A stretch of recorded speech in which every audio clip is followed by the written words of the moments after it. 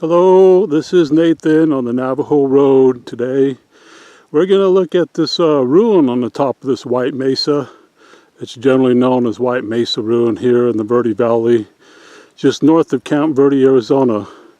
And we'll see what's left up there. And as you can see, it's a beautiful valley and everything around it. Lots of resources, lots of water. We'll have a look. Again, this is Nathan Lefthand on the Navajo Road. Well, right here we have a small mesquite tree, and you can see the mesquite beans. They're like most beans, but prehistoric people and current Native Americans use this as like a flour. You dry it out, you crush it up, and you grind it down and make types of bread from this bean. And like any other beans, it can be used as food. So we know that it's been here for thousands of years. So it's really nice to see this. This one's isn't ready yet, starting to come out. But the mesquite tree, lots of thorns. You got to be very careful. This trail here is really dense, but I think I can get through very well. So again, when you're on these kind of trips, you got to be careful, because you can see this trail is not the best of trails, but nevertheless it's a good trail, and we'll see what we can do. All right, again, you know, there's White House Mesa, or White House Ruins. So here we have some prehistoric Sinagua ceramics. This is usually what they made in the past. Would be called a redware, brownware. It's here right next to the trail and on the trail. So, you know, because it's high above us, it's not any surprise that, you know, we have them raining down on us. So we're continuing up the trail, and there's ceramics mixed in there. You probably can't see it, I can. And see how it's straight up to the mesa. And here we have your yucca plant. What's interesting about this, the fibers are used pretty much like thread in prehistoric times to make sandals, shoes. And when the stalks get really thick and long, they're very flexible and light. So I imagine you could use it for a bow and arrow or a spear if you want. But you know, when you want to start a fire with wood, you know, you've seen it before, heard it before by rubbing wood. You always need a softwood and a hardwood. And this is a good softwood. When it's really thick, you get a nice big piece of pole and rub it with hardwood like oak or juniper. And you get the friction going and get some smoke, and you know, you have your fire. So, you know, this is your yucca plant. A lot of uses for this. A beautiful plant too. So a lot of animals are out here eating prickly pear fruit from the prickly pear cactus. And as you can see, this one was pretty well digested except for the seeds. The great thing about this is this kind of thing just keeps replanting itself. So there you have it.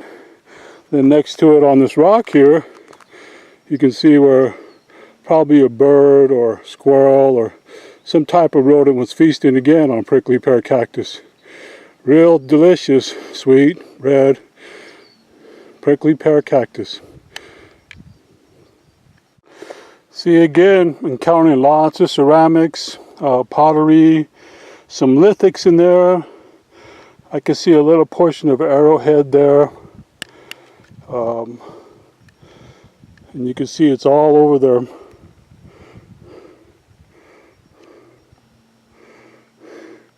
Coming off down the hill, you know, prehistoric peoples probably just disposed of things on the spot because everything was organic, so to speak. There's a little cave shelter, and just below the mesa, be a nice place to store things. Anyway, we're going to continue on. So I'm on the other side of the mesa. I do want you to take note that notice how that's all flat and clear.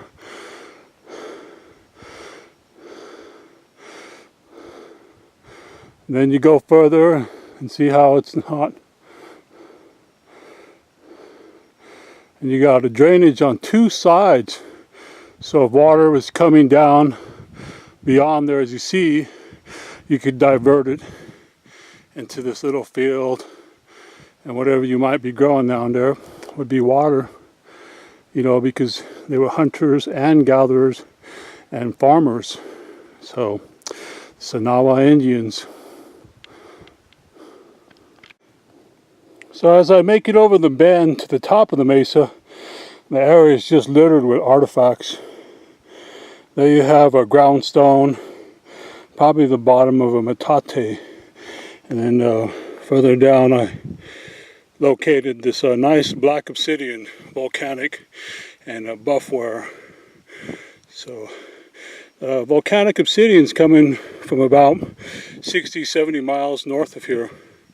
Real sharp material, good for arrowheads, knives, scrapers. Can get sharper than a knife. Obsidian.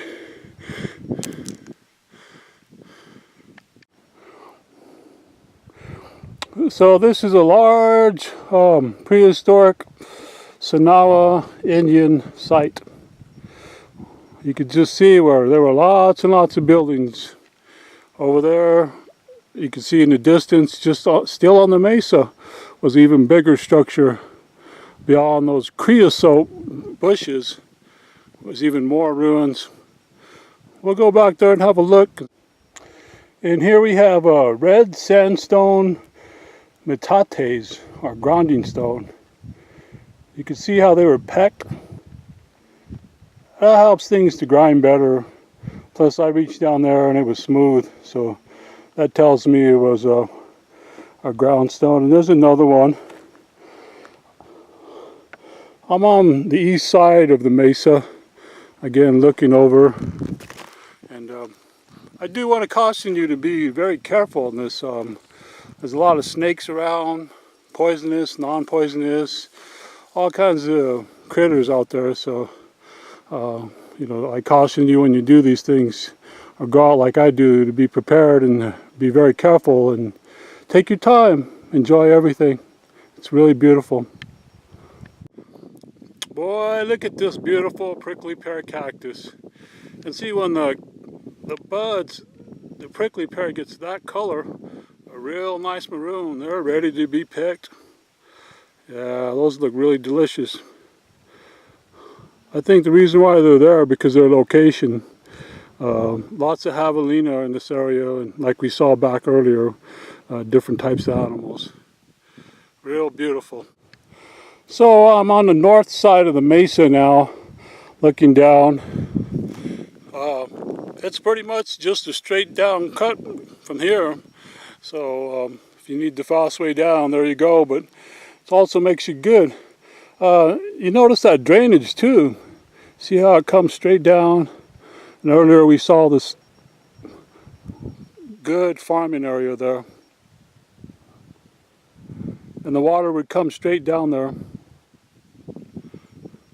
Again, there's another area like that too below there. So this is what would be like a transition zone from the forest down into the desert zone, about 5,000 feet above sea level.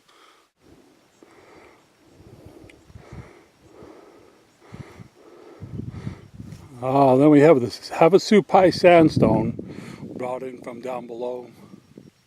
See more rooms everywhere. I am seeing some bone fragments. I'm not sure if they're animal or human. One looked like a femur from a human, but you know, as a Navajo man, I don't participate in such things, so I just scoot on by. So now I'm on the western edge of a White Mesa Ruin in the Verde Valley. And you can see the trail I came up down below.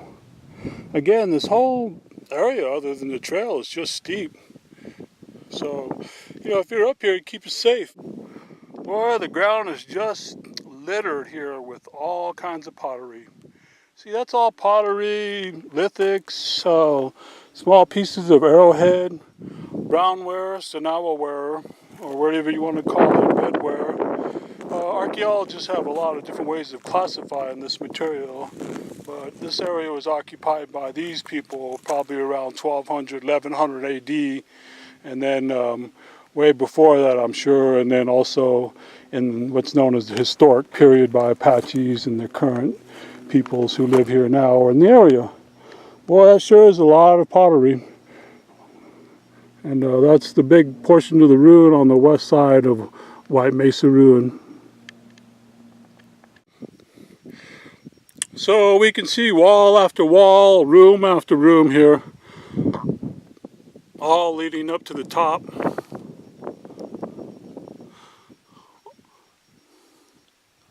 And again, right there as we enter the center courtyard area, if you will, see, and then over on the east side where we were.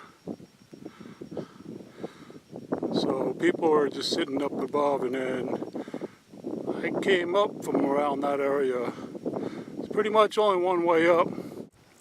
So there you have it, White Mesa Ruin, a prehistoric Sinagua site, historic Yavapai site, Yavapai Apache in the Verde Valley, Arizona. Very big. It's not formally put here, so you can come anytime. Again, be careful. And beautiful site. Today is probably about 95, 90 degrees, so if you're not well suited for this, it's a nice little climb, but not too bad. I'm gonna head on back down and move myself along. Again, thank you for joining me, and have a nice day.